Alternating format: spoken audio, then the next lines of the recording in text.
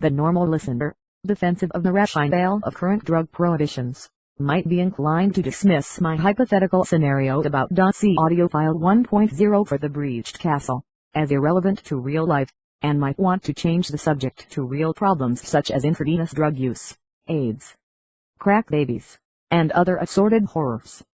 My rejoinder is two-pronged. First, let us remember the adage that hard cases make bad law. Hence there is merit in considering the easiest case first. If such a case suggests that a particular law violates an important political principle, it ought to make us think twice about casually overriding the violation in the name of some temporarily fashionable social cause.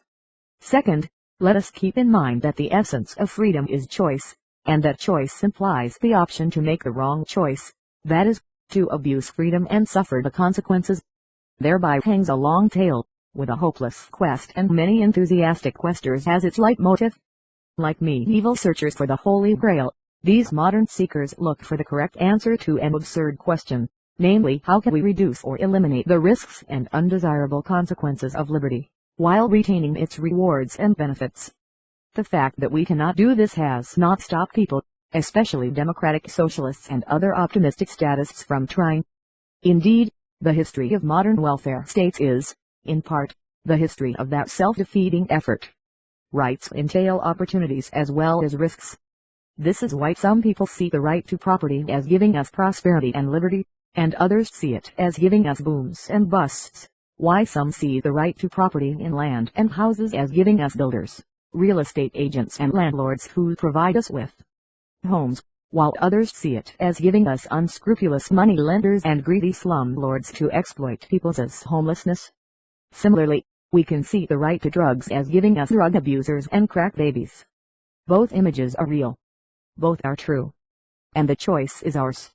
For example, we choose to view the owners and managers of American supermarkets as providing us with the best and most bountiful food and drink in the whole world, not as malefactors determined to make life difficult for troubled anorectics and bulimics. We do not blame the obesity of fat persons on the people who sell them food, but we do blame the drug habits of addicts on the people who sell them drugs.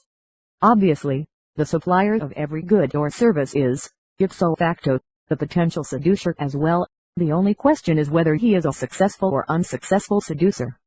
The successful seducer becomes a flourishing businessman or entrepreneur. The unsuccessful one goes broke or quits the market.